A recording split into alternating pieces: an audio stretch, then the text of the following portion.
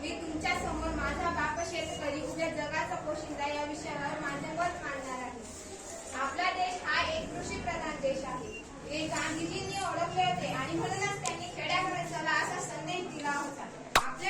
आपल्या देशात 70% लोकसंख्या, किती 70% लोकसंख्या ही प्रत्यक्ष किंवा अप्रत्यक्ष शेतीवर अवलंबून आहे. मला सांगा, आपल्यासाठी अन्नधान्य कोण पिकवतो? आपल्यासाठी अन्नधान्य हा शेतकरी पिकवतो. शेतामध्ये कोपतील माझी भोरटीची झाप, शेतामध्ये कोपतील माझी भोरटीची झाप, तिथं राबत बसतो माझा शेतकरी बाप. देतो अंगावर चिंध्या आणि खातो मिरची भाकर, काळी उसाची पाचट जगा मिळाया साखर, जगा मिळाया साखर. काटा त्याच्याच पायी का असं त्यानं काय केलं पाप, काटा त्याच्याच पायी का असं त्यानं काय केलं पाप. माझा बाप शेतकरी उद्या जगाचा पोशिंदा, उद्या जगाचा पोशिंदा.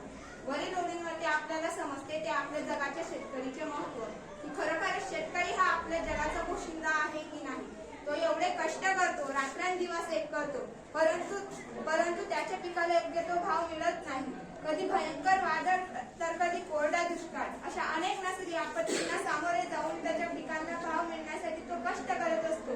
जगाचं पोट भरण्यासाठी कष्ट करत असतो, परंतु त्याला भाव न मिळण्याने त्याला शेवटी आत्महत्येचा मार्ग स्वीकारावा लागतो. यावर एवढं म्हणे, सूर म्हणतो साथ दे, दिवा म्हणतो वाद दे, सूर म्हणतो साथ दे, दिवा म्हणतो वाद दे, पण मी म्हणते देवा, दुष्काळ आणि दारिद्र्याच्या खाईत अडकलेल्या माझ्या शेतकरी बापाला मदतीचा हात दे, मदतीचा हात दे. शेतकरी हा कष्ट करतो, रात्रंदिवस लागतो, परंतु त्याच्या फायद्याचं काय? त्याला साधं 2 वेळेचं अन्नही मिळत नाही. त्याला त्याचं घर भागवण्यासाठी कर्ज काढावं लागतं, कर्ज काढून त्याचं घर भागवावं लागतं. यासाठी आपल्यालाच काहीतरी करायला पाहिजे, तरच आपला देश प्रगती करेल. शेतकरी सुखी तर देश सुखी. करूनी कष्ट, कारण परवडत नाही म्हणून शेतकरी कधी शेती करायची सोडत नाही, कारण तो जगाचा बाप आहे आणि बाप कधी पोरांसाठी कमी पडत नाही. करूनी कष्ट गाडूनी घाम, करूनी कष्ट गाडूनी घाम, असा आहे आपला शेतकरी महान, असा आहे आपला शेतकरी महान. वर्षानुवर्ष पालटले तरी शेतकरी कवितेतल्या शेतकऱ्याची आणि वास्तविकल्या शेतकऱ्याची व्यथा बदलली नाहीये. मग मनाला प्रश्न टोचतो की कवितेतल्या शेतकऱ्याची आणि वास्तविकल्या शेतकऱ्याची व्यथा कधी बदलणार? विंचवाच्या कहाणीचा सार कधी बदलणार? जीवाचं रान करून तो देशाचं पोट भरतो, त्याला सुखात समाधानात कधी जगता येणार?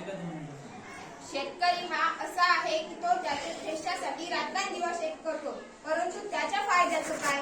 त्याला साधं 2 वेळेचं अन्नही मिळत नाही, बाजारात योग्य तो भाव मिळत नाही. आपण जर एका चपलेच्या दुकानावर गेलं आणि त्याला विचारलं की दादा ही चप्पल कितीला आहे, तो म्हणतो 500 ला. आपण जर त्याला विचारलं की ही चप्पल कितीला आहे, आपण सांगतो त्याला की दादा ही 300 ला द्या.